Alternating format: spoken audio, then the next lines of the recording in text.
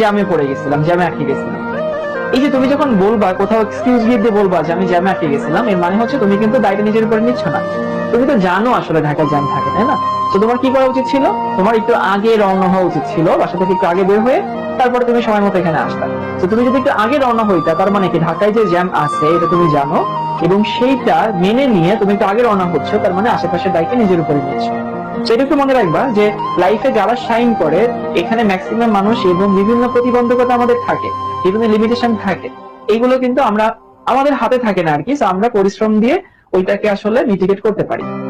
আরেকটু কথা তোমাদেরকে বলি, যে ধরো পৃথিবীতে মানুষ শাইন করার পেছনে যে কোনো সেক্টরে চারটা প্যারামিটার আছে। এই চারটা প্যারামিটারের মাধ্যমে মানুষ লাইফে সফল হয় যে কোনো সেক্টরে।